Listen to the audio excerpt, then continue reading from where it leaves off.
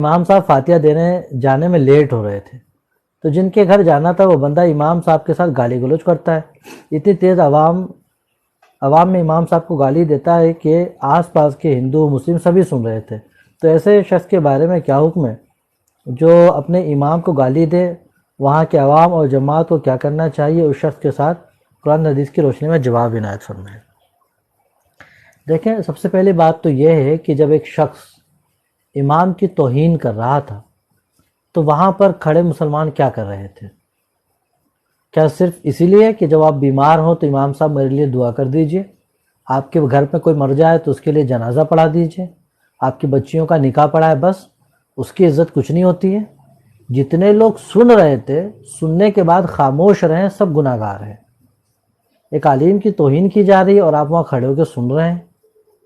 آپ کو چاہیے تھا کہ اس بدبخت کی زبان پر ایسا تماچا مارتے کہ قیامت تک اس کی زبان نہ کھلتی، یہ لازم تھا آپ پر۔ یہ تو جو سن رہے تھے ان کا ہے، باقی رہا اس ظالم کا مسئلہ کہ فاتحہ دینے نہیں گئے تو ان کو گالی گلوچ کر رہے ہیں، تمہارے باپ کے نوکر ہیں کہ تمہارے یہاں فاتحہ دینے جائیں؟ صرف نماز پڑھانے کی ذمہ داری ہے ان کی، تو نماز اگر پڑھا دی تو وہ اپنے ذمہ داری سے سبکدوش ہو چکے ہیں۔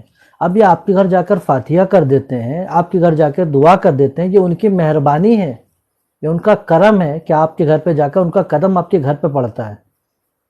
اوپر سے آپ ان کے ساتھ گالی، ایک عام انسان کو گالی بکنا یہ کبیرہ ہے، آپ امام کے ساتھ گالی گلوچ کر رہے ہیں، شرم نہیں آتی ہے؟ قیامت کے دن رب کو کیا منہ دکھائیں گے؟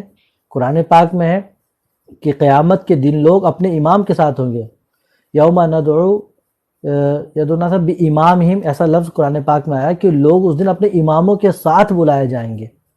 تو کیا اس ظالم کو امام اپنے ساتھ رکھے گا؟ کبھی نہیں رکھیں گے، اس کو تو پہلی فرصت میں عذاب میں گرفتار کیا جائے۔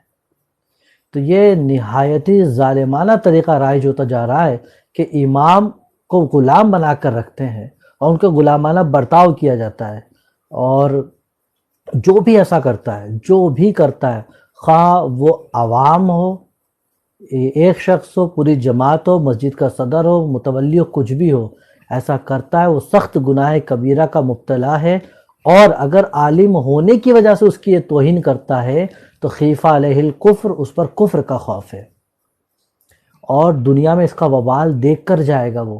اگر آپ زندہ رہیں گے، جن کا سوال ہے، آپ دیکھیں گے کہ وہ جس نے توہین کی ہے، مرتے وقت وہ ایسے سزا پا کر جائے گا کہ لوگ عبرت حاصل کریں گے، اور آخرت میں جو ہونا ہے تو انشاءاللہ سب دیکھیں گے۔ اللہ رب العزت کی بارگاہ میں دعا ہے پروردگار ہمیں سمجھ کی توفیق دے اور اپنے اماموں کی قدر کرنے کی توفیق عطا فرمائے۔ آج یہی نظریہ بننے کی وجہ سے جو جید علماء دین ہیں، علماء اکرام ہیں، جن سے دین کی بہت خدمت ہو سکتی تھی، وہ انہی کچھ رویوں کی وجہ سے اب امامت کے لیے نہیں آ رہے ہیں۔ انہوں نے اپنا بزنس دیکھ لیا ہے، کیوں؟ ان کا رزق چل رہا ہے۔ اب امامت کون لوگ کرتے ہیں؟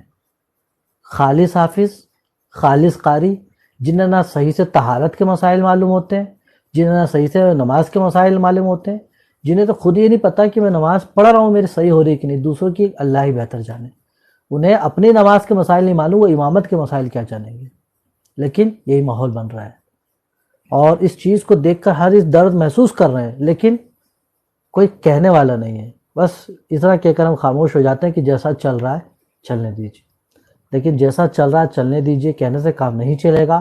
امر بالمعروف آپ پر لازم ہے، آپ سامنے والے کو احساس دلائیں، ہاں پھر نہیں مانتا تو اب آپ سوگدوش ہوں گے، لیکن آپ آنکھ بند کر لیں گے تو آپ سمجھ لیجیے آپ بھی اس کے ساتھ شریک ہوں گے۔